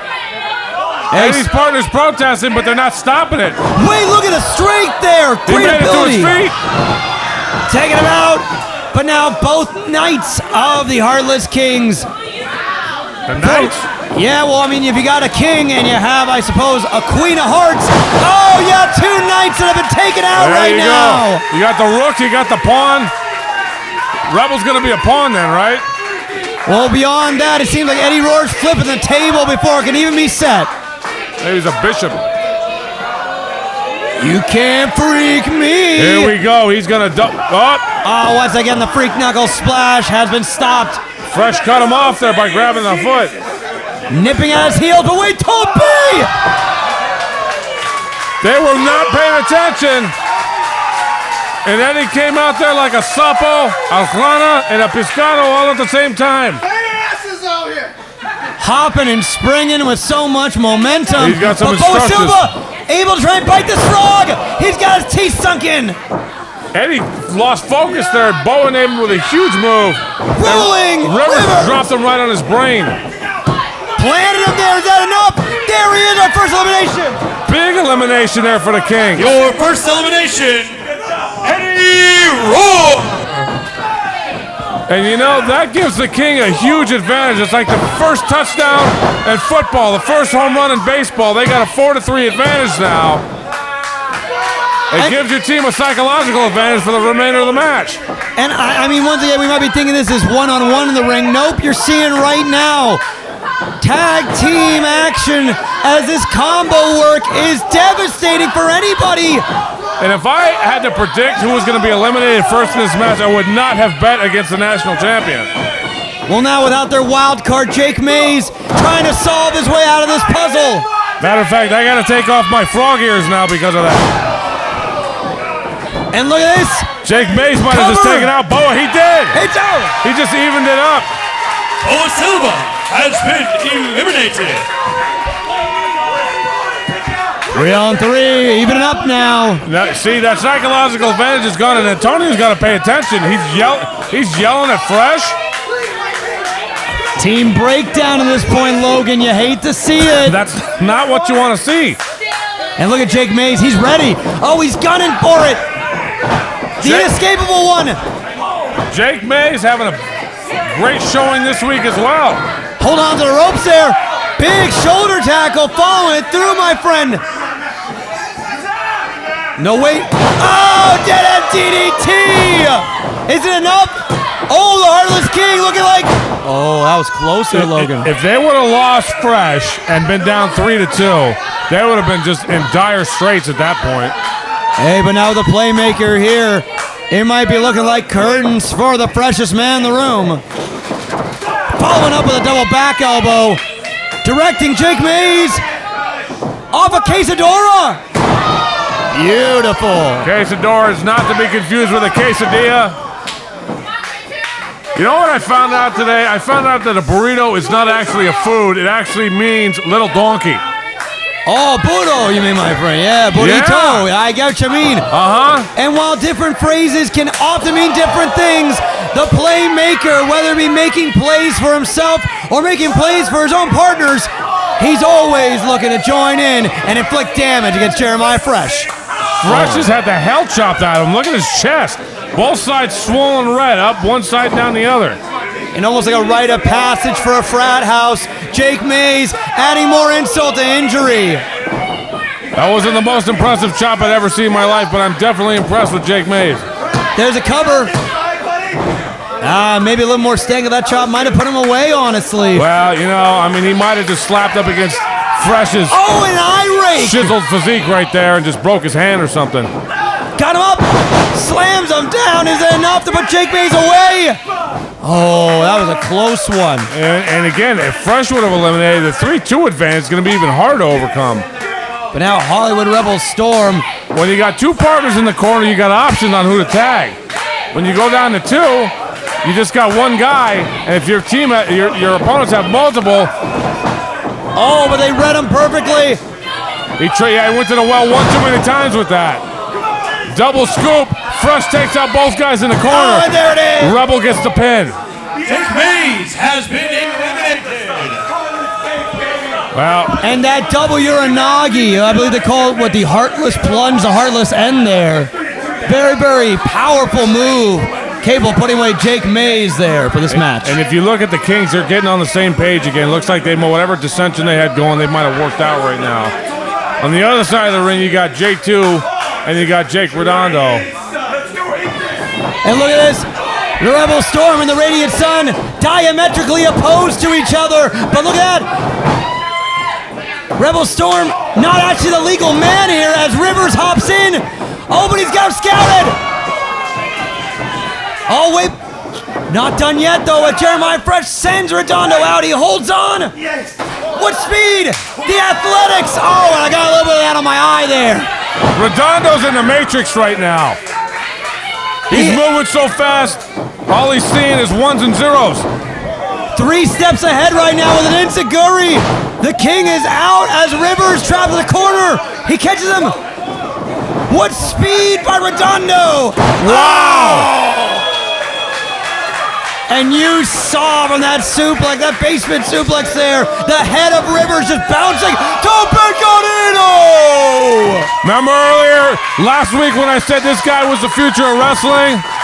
I stand by my earlier prediction. Off the top, crossbody cover! Oh, and not enough for the solution. And I will say this, for all of that amazing performance he just put on, he hasn't pinned anybody yet. Hey, it's a great display, but you're right, actions do speak louder than words. Jake Redondo. The bottom line is the King still got a 3-2 advantage. Oh, Radiant cut, countered, followed by some big kicks by the Solution off the second. Big boot, cover. If he doesn't eliminate him with this, I'll be really surprised. I think he knocked him out. Antonio Rivers has been eliminated. You know, as soon as I make an observational criticism, Redondo shows me that I don't know what I'm talking about. Hey, never say never here at MPW.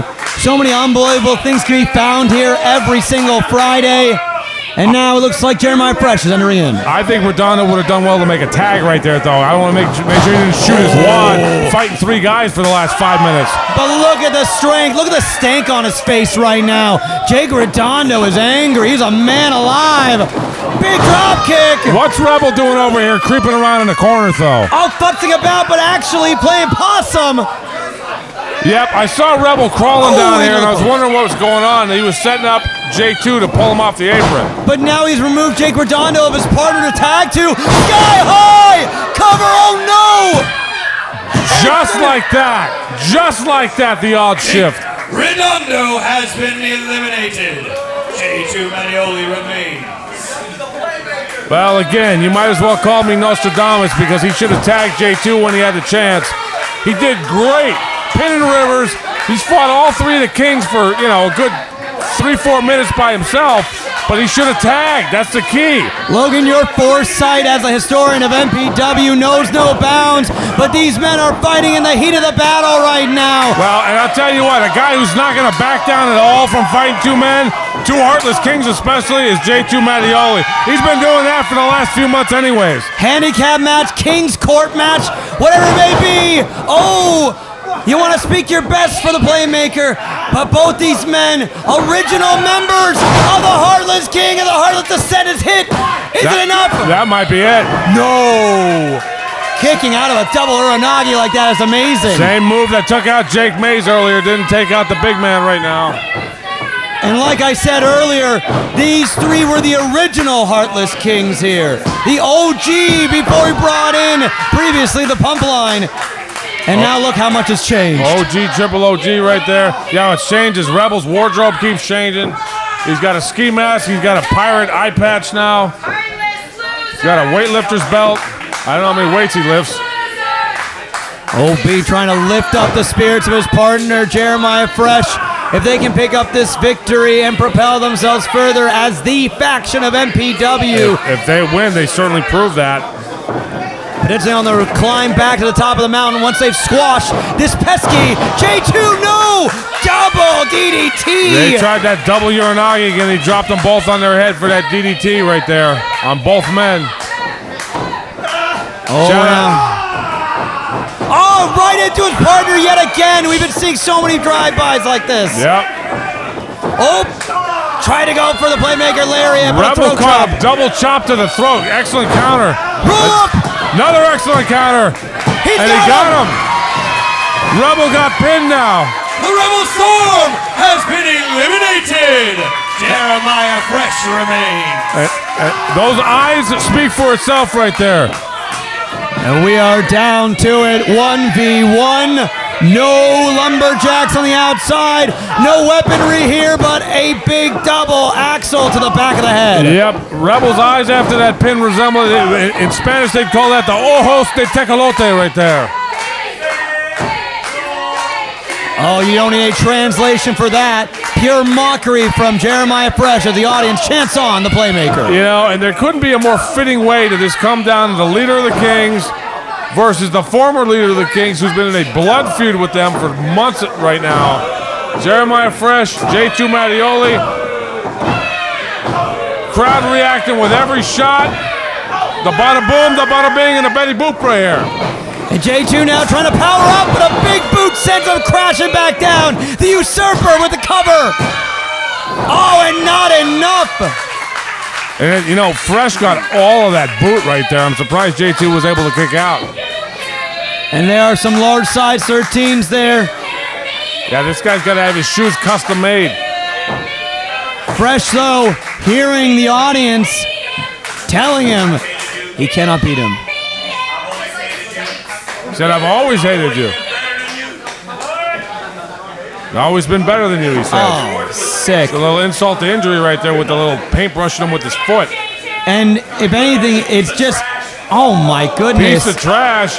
Look at this, Joe. J2 meeting him back with another paintbrush of his own. Following up with a big elbow there. Right into a knee. The Playmakers come alive. Taunts and jeers have brought back the fire. But no, sky high. That's gotta be it. No! Logan, I can't believe my eyes right now here for Black Friday. J2 is bent and determined on not losing this match. Fresh is pulling out all the stops. He's hit some high-impact moves. He's expressed his feelings towards J2. And as a former wrestler yourself, Logan, you gotta imagine, finding yourself on the back of a mat and feeling that second count. What kind of sense runs through your heart, through your mind, your nervous system to get that kick out for you? What's going through your head? It's basically you're going to have to put everything you got to getting your shoulder off the mat, and everything that happens after that you worry about afterwards. It's all about not losing the match at that point. High reaction required here, and that might be it. Big Playmaker lariat. And J2 finding his second win right now. He hits it perfectly there. The cover happens. He's done it. J2 pulls out the big win for his team. Your winner, Team J2. All right, I can put my Eddie headgear back on now. Eddie's back out here. Good job, Eddie. Gotta put my frog ears back on while Eddie's out here. That's a huge win for Team J2. Over a year ago, J2 was looking to form one of the most cruelest and heartbreaking teams here at MPW. But now it seems, turning a new leaf, he has found 3 amazing partners to help him carry through and pick up this wonderful victory for MPW's Black Friday. Yep. More MPW karaoke here. Next week, I want us to sing Humps and a Bump. I'm gonna put the request in now for our music guy. There it is. Truly a hell of a match. An amazing Black Friday tradition on this 4-on-4 elimination. And look at the strength of these wonderful men after such a grueling match. Well, and J2 has proven if the odds are even, if the numbers are not in favor of the Kings, that he can come out on top. He got him 3 buddies this week. It was a hell of a match. Eked out the win by a very short margin, but the victory was the victory. Amazing efforts here. And we still got more in stores. Our semi-main event coming up for you here at MPW in just a bit. The following contest is a singles match scheduled for 1 fall, and it is a grudge match. Introducing Purse. I'm going on record before this match started saying I don't want to see any part of it. Nina has interjected herself into this, and I hope it's not a big mistake.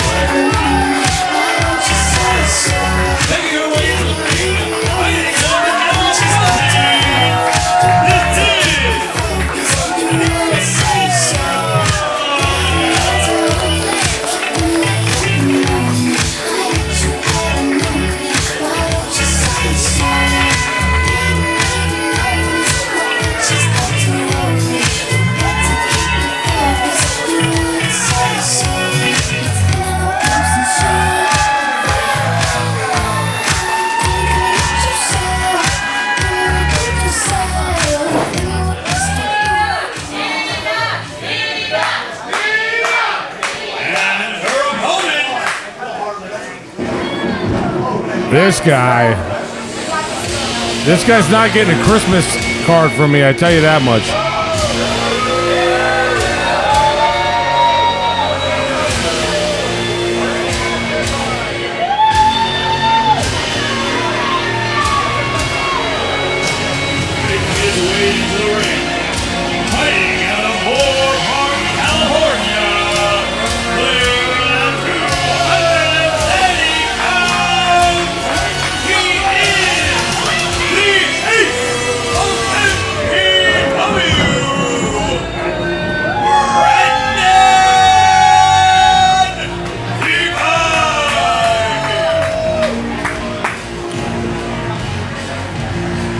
Brendan has tried to keep me from being in this match. Ray has tried to keep me in this match. I suspended Brendan. I tried to keep him away from every match.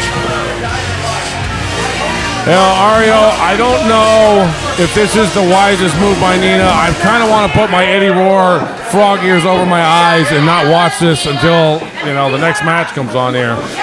It is terrifying. I mean, even just looking into the eyes of Brendan Devine, for me just being in the ring, I was scared in my boots. Right? But for Nina, this is what bravery truly means. Nina is, you know, she's cut from a different cloth. She's got no fear of anybody. And I mean, to be a 105-pound woman flying around in here, you got to have no fear.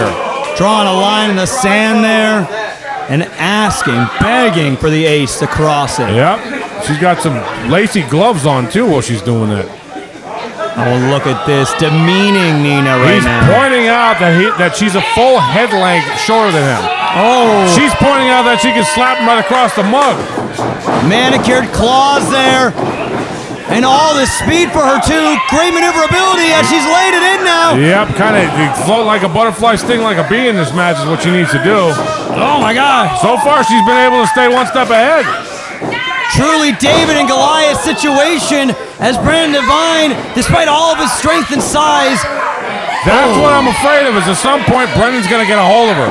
Oh, and there you smart go. leverage move there. So far, she's staying with it.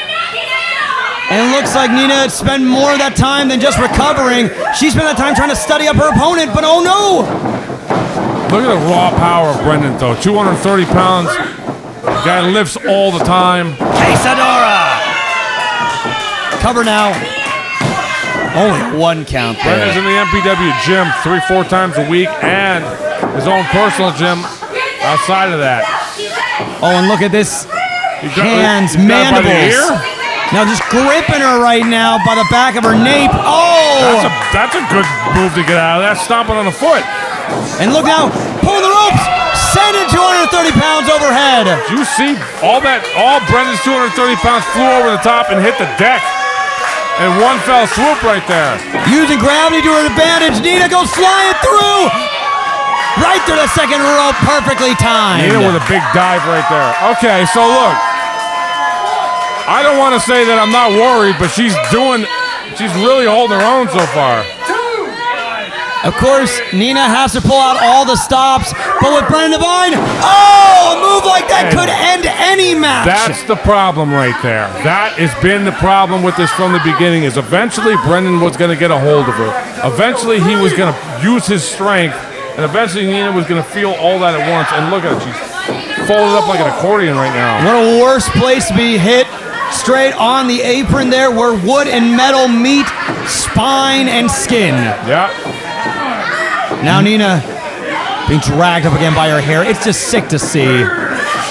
Oh, big power slam! He could have slammed her with one hand if he wanted to. And look at this. I mean, Brendan genuinely, if he truly wanted to pull out all the stops and end this match, he very well could, but it is genuinely like a vulture picking at its meat. And I mean, look, he's taking all kinds of time in between moves because he knows Nina's going to be sucking for some oxygen every time he chucks her out the kick. Oh my God! Did you see that right hand right there?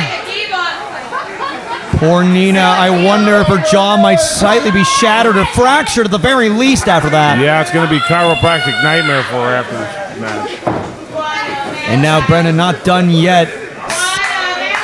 And this is the sick part about Brendan Devine. It seems he thrives off of spite. Oh, with a jawbreaker there. Nina thrives off this audience. Nina's heart's bigger than the entire MPW arena. Oh! But Brendan's boot is bigger than her face. Truly, what will win out here? Love or hate as a cover happens here. And the ace of MPW trying to figure out his stride here. It's almost like he's enjoying the process of what he's doing right here because I mean, look, to his credit, he tried to avoid being in this match with Nina. Oh my God, on the ankle, my God. That might put her out for... And this is what I mean about the sickening spitefulness He's of going to do it to Brendan. the other leg now. Please don't, please don't. Oh my God. Full force there, right onto the ankle. Yep, he's hitting the ankle, the shin bone, the calf. That little weird bone that's in your foot that I don't know the name of. Hundreds upon hundreds of bones can definitely be sent the wrong way here, but it's the tactile, surgical precision of Devine. That chop almost took her head off. Her feet came off the ground, and then she fell forward afterwards. And look at the smile on the ace of MPW. Sadistic smile. Look at Sinclair. Look at his face. He doesn't know. He might be thinking about stopping this thing. It is a battle of pure emotion, Yeah, and look at that. But every time that happens, Nina answers back. She will not stay down. She will not be denied. And look at this. So much anger and frustration getting the better of Brendan Devine right now. Wow, Nina! What is that? Is that an octopus? What is that move called? But look at the octopus holding me. She got it locked in perfectly. All that force applied, despite her small stature. limbs and appendages can definitely cause damage. Yep, and she ended up in prime position for a backbreaker. It was a valiant effort for Brennan's sure. The first pin he's gone for. That's the first time he's trying to end this match so far. Well, I guess he saw how dangerous Nina can truly be. If you give her an inch, she takes the mile. Well, and Nina is doing a hell of a job convincing me that my skepticism is not warranted. And again, every time I doubt this girl, she comes through in flying colors and proves to me that she is so much more than what you see lined up on paper there, because you don't measure heart and statistics. And it almost seems like Brendan Devine is running through a Rolodex of torture moves he could be pulling on this poor woman. Right, look at him taking his time, being very methodical. Haven't you had enough? No, she had it. Insatiable. Oh, come on, man. You got to appreciate the bravery by Nina, but Brendan Devine waiting, begging for her to throw the best Look, she's got. Brendan's smiling and she's smacking him. This is sick. Oh, come on. He just grabbed her whole face. It is what she wanted. And it is! That is exactly what she wanted! She caught him right on the jaw right there. Popped him right A second down. one. Listen, there's a button on everybody's face, and if you get hit in that spot, the lights go out. I think Nina just connected that with that twice on Brendan. Doesn't matter how many muscles you got. You strike someone right on the chin, get him right in the philtrum. It's lights out! Oh, able to knock out the legs now, Brendan Devine. Nina running through, Thrilla in Manila. Bam, double knees. Following up with that classic boot into the corner. Nina's on a roll. She needs to keep going with this momentum that she's building. Oh! I don't know what the hell to call that. God, effective, that's for sure. Recover. Oh, look. If you don't know the name of it, I certainly don't, because my wrestling move knowledge stopped at about 1997. And it looks like now Brendan Devine doesn't know which way to Sunday he might be. Got his bell rang about 4 times. Trying to stagger. Look at Nina. She looks bound and determined right here. True bravery on display, like we said. It's not and taking a step back. Quesadora. No, he's got it scouted. Full Nelson. Oh. He's got the fingers locked too. And just swinging his arms around with such force. Maybe trying to cause whiplash to Nina. Oh, and with a big forearm there. He might have taken her out That's completely. It. That's got to be it. No, wow. Nina Amazing. comes out the back door right there. Oh, but I'm seeing her eyes. I'm seeing the whites in her eyes. This poor woman has put herself through so much. Having to go through recovery after 2 head stomps to the skull. I don't want this crowd to sit here and piss Brendan off with his "you can't beat her" chant. That's only going to aggravate the guy. And I mean, he's already proven he'll curb stomp her twice. Same thing he got suspended for. Oh, and look at this. No one in Nina's corner right now to help her. All she's got is her own determination, and she's able to get out. Screams for it. Oh, but Bren's got scouted. Boot of his own. Following it up. Oh my God! I think he just broke her whole head. Nina is lifeless now as Brendan pulls her over for the cover. Drapes the leg. Shocking. Oh my God! I thought truly that was the end, and Brendan did too. How in the hell did she kick out of that move? He's shocked. He's absolutely bewildered right now. Yeah, and again, the fans, I appreciate that they're saying what they want. I don't need Brendan any more upset at Nina than he already is. She's crawling towards Sinclair's feet. This can't be the end. Oh, please, I don't want to see this. Curb Logan, stop. please. Oh, thank God. He missed. Nina. The only reason Nina's still alive, it looks like. Following up. No, the boot misses this time. He's got a couple miscues right now. Nina might have his number now. Oh, follows him through, going for a code breaker off the second. Very innovative by Nina. Splaying out the hips and taking him down. Big satellite DDT, is that enough? Almost there, 0.2 of a second off. She almost had this. I mean, what a huge win this would be for her. What another feather in her cap. It just kind of feels like at any given time, Brendan's just gonna hit her with something and just annihilate her. And Nina, once again at the start of this match, so bold, so ready for the match. But now you can see this trembling in her as she struggles to end it here. Hopefully, no! Oh, she got it through. Got the arms locked. Oh no! Oh, the stomp! She ended up in the wrong place at the wrong time and a big curb stomp right there. The crowd is silent, trying, begging almost. Two of those gave her a concussion. Oh, Brendan pulled her out. He could have won this match easily right there. But he yanked her up. Refusing to pin her. You talk about sadistic. Absolutely, Logan. I mean, look at him whispering all these evils into her ear as he tries to set her up right now. This is the danger she's put herself in by begging for this match, though. Look, he's going to go to the second rope and do it. Oh, God, If he hits this, she might be out permanently. Nina looking up, seeing the danger, but can she be able to react in time? Sinclair might think about stopping this thing. What's he doing? He's watching her get up. A moment of clarity, of conscience. She's trying to get up. She's not having much success. Curb stomp puts you out for. No, man, come on! He's going to the top. Stop it! Oh, and look where that got you! Your greed! It was a mistake for him to do that. Your wrath! Your hubris in you, man, has cost you potentially this match. But wait, no, Nina struggling to get up to meet him. Nina's probably concussed. But she was able to shake the ropes and crossbreed it. Superplex! In spite of concussion, Nina pulls through. That was more like a brainbuster than a superplex. Got him up. No. Beautiful DDT. Tout the wall. Is it enough? Slams him down. Brendan's taking like 3 big moves to his brain. It's got to be it. She did it. Unbelievable. Inconceivable.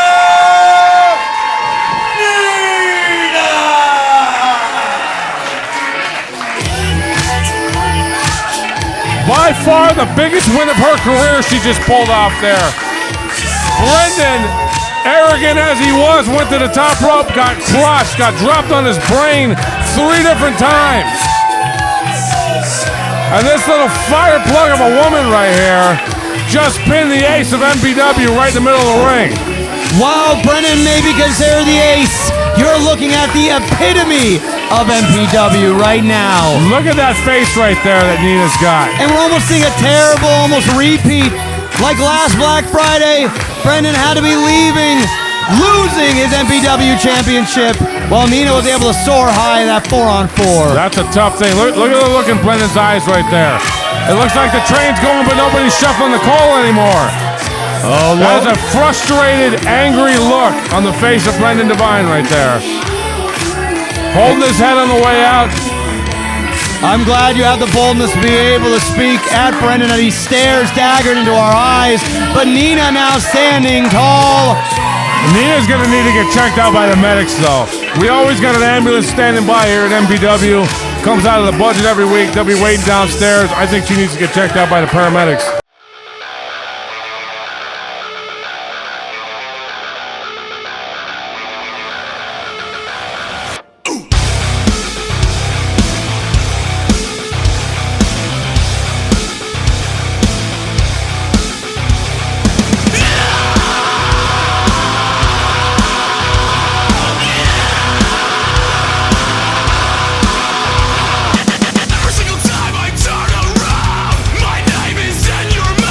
Goes out.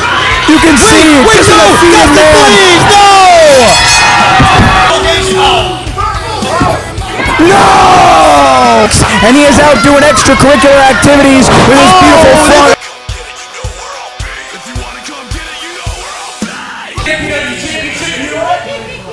Sounds like a great idea, right? Dusty Daniels versus Lucio for the MPW Championship.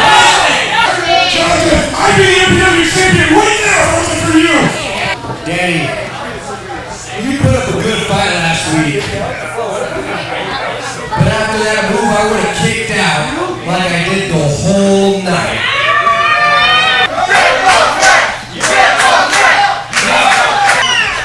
So that we will have ourselves a triple threat match against Dustin Daniels. Danny Devine. Oh. And our MPW champion, Lucio. On Black Friday.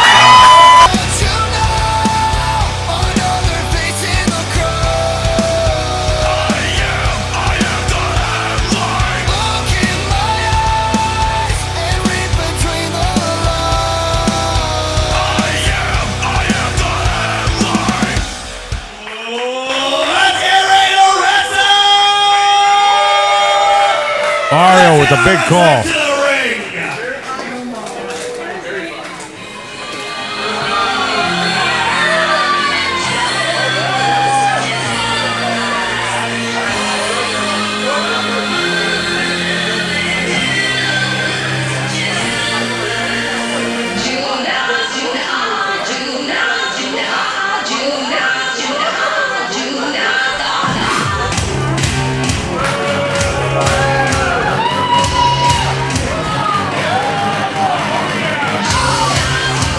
Guy looking pristine here with the robe. Spraying that atomizer all over his face. Former MPW World Champion. Won his shot, never got his rematch. This is his opportunity tonight to wear the gold again.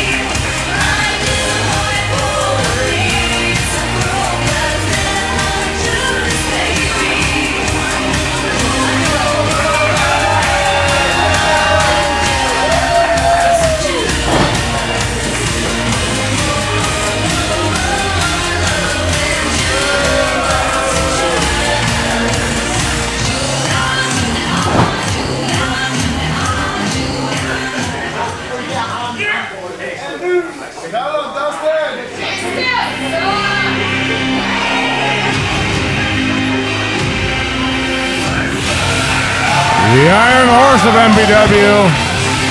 There is only one Danny Devine.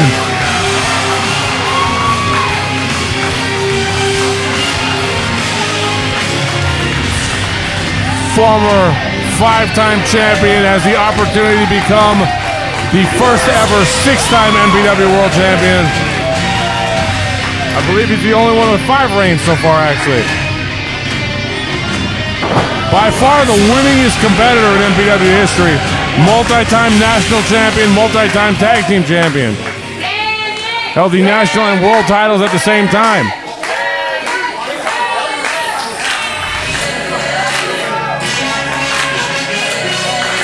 And then there's the current MPW champion. He'd make you smile if he was standing in front of a car accident.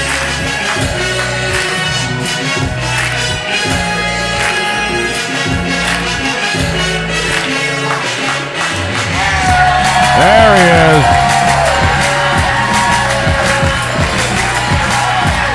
Flying even higher since he cut his hair.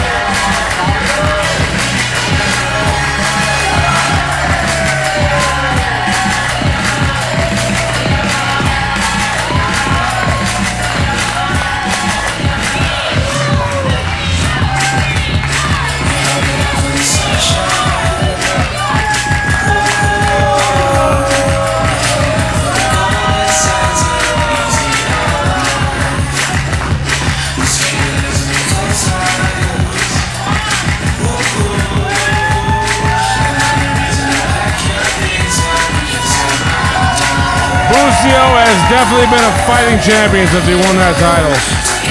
Backs down from nobody.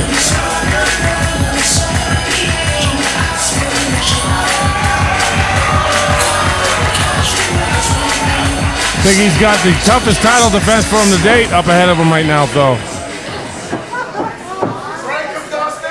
Ladies and gentlemen, your main event is a triple threat match scheduled for one fall.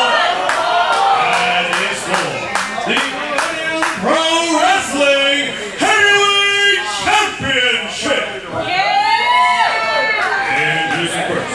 To my left, the challenger, fighting out of Gainesville, USA, weighing in at 205 pounds. This is Dustin Jack Daniels.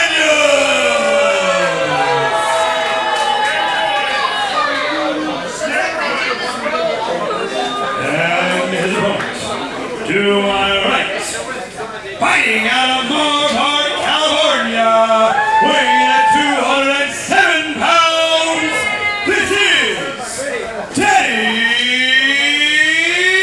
Divine!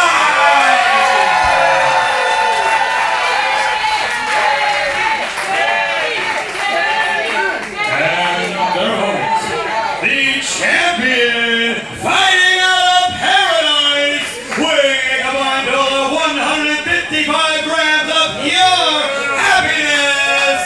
He is the reigning, defending Millennium Pro Wrestling Heavyweight Champion. This is Busio.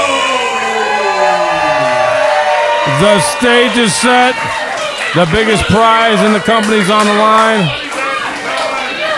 Scarlett Donovan, the ref, showing the fans what this match is all about.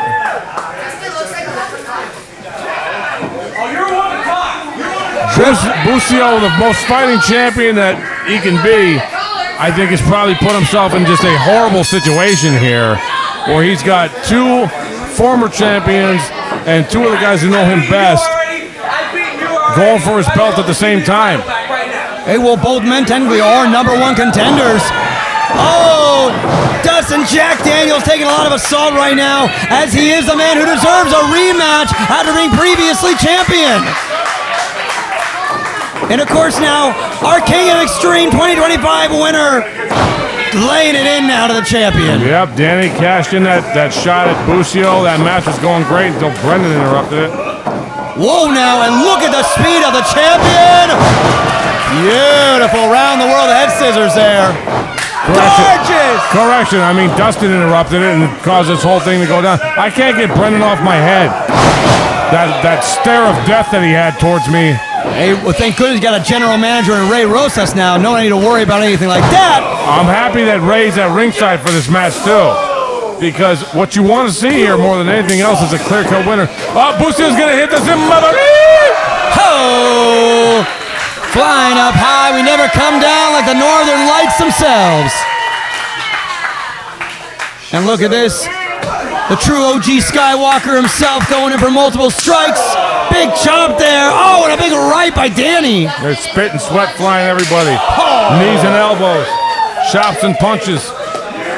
All types of assault going on.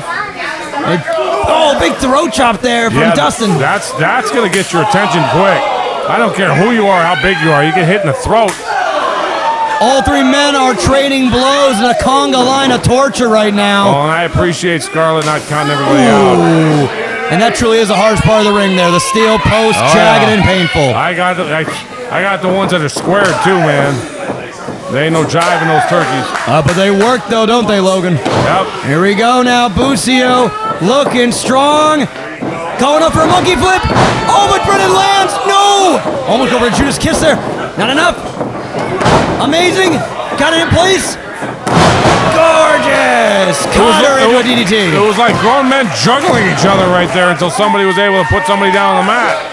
Once again, you're seeing former tag team partners, men who have wrestled each other for years now in MPW, who have trained each other here as well. Yeah, Danny's trained both these guys. Falling through. Oh, but fried him there, as all you can teach a man can only go so far. Cover up. No, not enough. Could have won it there. It should be pointed out that earlier on in the 8-man tag, it was elimination style. This is whoever gets the pin first. That's right, absolutely. 4-1 fall off the top. Wow, beautiful cutter there. Very different strategy you got to use in a match like that. You're right. Even if you do want to go for a cover at any time, a break could happen. Falcon's arrow right there. I know that move. I used to use it. It's a powerful and effective move for sure. Busting it out this early on definitely has to do some damage, but not enough to put away the champion. Well, and you know, the feeling out period for this match lasted about 3.5 seconds. They kind of got right to business. And look at this now. Danny making a call to try and put away maybe Dustin with a pedigree. Already going for that move? Hey, you're saying though oh, big suplex for Sunday punches here for our main event. You gotta do it to put him away quick. Big suplex it again. Atomic suplex, following it through, yet another. And you can even see Ray Rosas leaning forward in his seat, watching the mayhem. Well, you know, Ray, multi-time world champion himself. If anybody's going to appreciate this match, it's going to be him. Oh, big right hand right into Busio. Oh, look at this. Are we ready for squat day already? Oh, 2 for 2. Wait a second. How the hell strong is Dustin? Busio fell off, though. Ducks it, though, He into a big ducked with squat. Danny up there and hit him with his own feet. Great depth there. Threw him into a TKO right there. And looking now, Dustin trying to find his footing. Send him up. Whoa! Dustin's back gave out. He had held Danny up for so long, but he still dropped Busio right there on his back. It was great strength there, but you can already tell the weight might have been a bit too much there for 2 men on the back of Dustin Daniels. Well, you know, that's about 400 some odd pounds he's just walking around with. I implore you to, you know, if you can lift 400 pounds off the ground, it's impressive, let alone go for a walk with it. A truly superhuman for the man from Gainesville. And look at this. Oh, double to the chest there. That is he's going to make its mark right there is what it's going to do. Oh!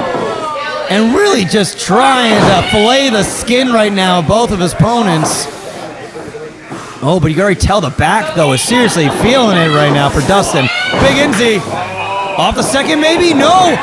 Using Dustin as a little springboard. Yep. Busio was able to spring up there faster. Oh, superplex maybe? Danny's blocking it. Whoa! Big reversal on the way down. Giant neck breaker, it looked like. Oh, but wasn't enough there.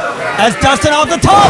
Big elbow drop. You see how quick he got up those ropes right there? He got up and leapt without catching his feet underneath him. Well, the former champion saw the opportunity present itself. Both of the competitors, former champions, of course, too. You got to go for it. And under these circumstances where you got to get a pin first, you got to pick your openings whenever they show up. You don't have time to be sitting back waiting. And Dustin, he's looking for that opportunity, but he's still feeling the pain of his lower back. Tossing the champion over top. Big kick. Did you see the body control Busio had there to land on his feet? I'm so impressed by the speed. Wow. Oh, my God. He's hanging on the damn top. Off the sprint. Whoa. He hung on the top there. Springboard. Drop kick with both feet onto both men.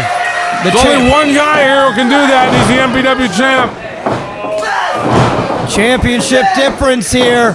Beautiful drop kicks being laid in. One more to go, and he drops it. Shot after shot, dab after dab. Goes for a kick into a DDT. Beautiful. We call that a Pineapple Express with a cover. That was a great display there. For the champion, though, trying to consolidate all the damage of 2 different opponents. Yeah, but much like Jake Redondo earlier, he did all that great effort, but nobody's been pinned yet. And look at this now, all 3 competitors slowly making their way up now. Dustin with some kicks now to the gut. I like the color of Dustin's tights this week. I think that should be noted. Great color of green, filled with envy, of course, for our champion. And now double frying! There's the cover. Look at Scarlett for the jump! Oh. Did you see how far she leapt across the ring to be in position for that cover? She knows. Any second wasted not only could cost this match and the audience an amazing showing, but really could have any one of these men up in her face at any second. It's a thankless job. And all the competitors need to acknowledge, all the fans need to acknowledge what a tremendous job she does making sure that the call is as accurate as possible and that she's in position to make the appropriate cover. And once again, all 3 men taking so much of an assault are just barely able to make it up to their feet as they exchange blows. This match, for however long it's been going on, everybody's sucking for some oxygen already because it's just been non-stop since it started. Oh, catches him. Oh, the finger snap. Double time now. You heard it from the back. Big knee there.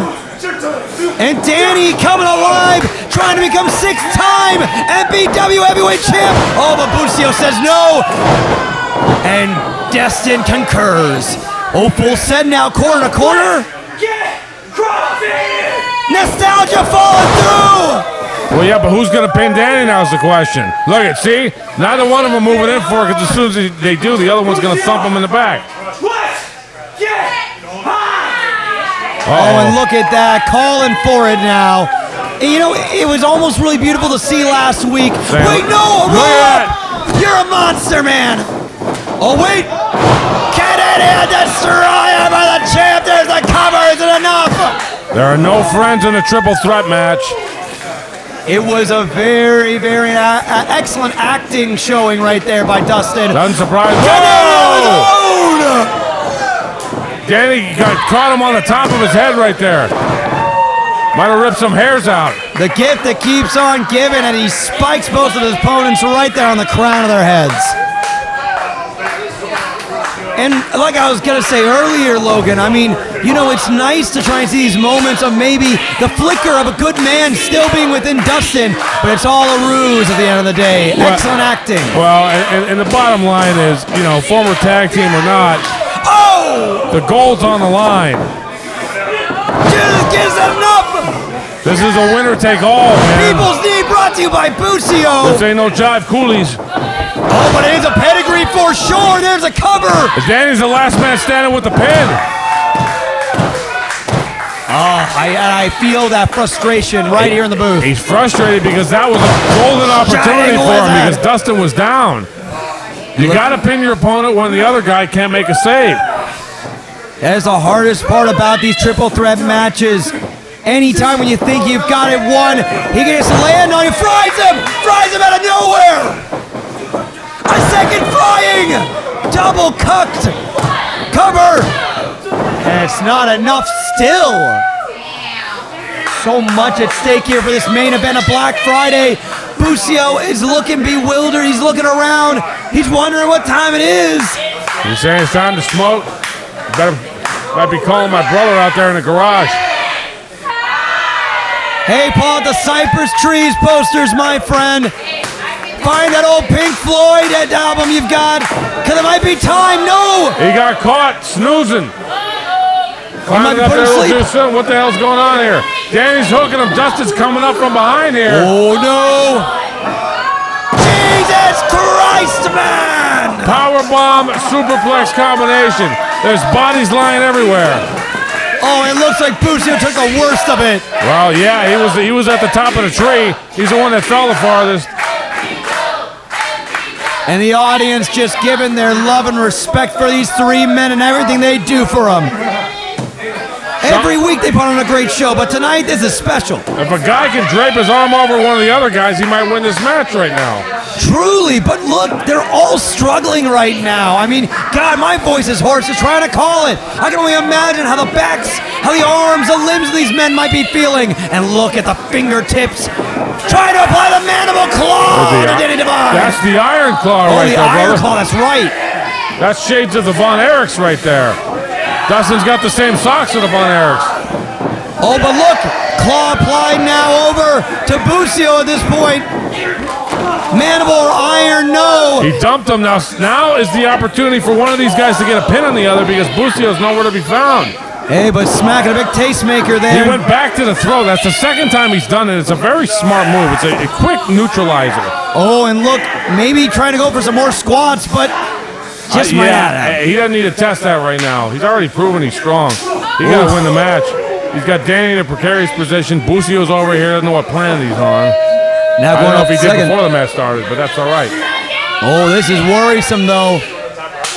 Oh, off the second. He's struggling now. Desperation move there by the former 5-time MPW World Champion. Wait. Danny coming back alive right now, trying to go for what?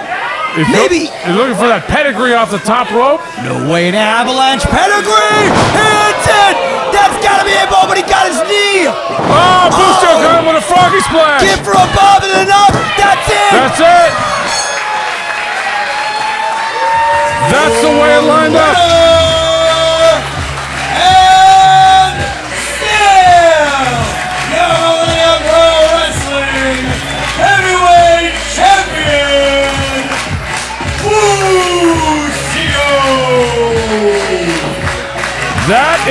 is the thing about a triple threat match. Danny hits this huge move off the top rope, would have pinned Dustin for sure, ends up in a horrible position to where Busio is able to hit him with a frog splash before he knows what's going on, gets the pin, defends his title, staves off the two top challengers right now. Dustin doesn't prevail in his rematch, and Danny didn't win as a result of the King of Extreme. Hey, now it's back to the drawing board for both men as your champion stands tall. And what a great general manager, Ray Rosas, checking on both opponents, seeing how they're doing after a grueling main event. Ladies and gentlemen, Black Friday has been such an amazing showing thanks to these amazing fans and you watching at home. We can't wait to see you next week for Sleigh Bell Slam on December 5th. I can't imagine that show's going to be completely off the chain. Oh, and poor Danny Devine. That pedigree was powerful, He might but have it took a lot busted out of his that knee. knee. Yes, exactly right, that That's knee. coming off the top rope with all that knee right there. And there's your champion, once again reigning and defending here for MPW. My name has been Ario Amin, joined alongside our MPW historian and owner, Logan X himself. It's been an amazing night, and we hope to see you in just 1 week. See y'all next week.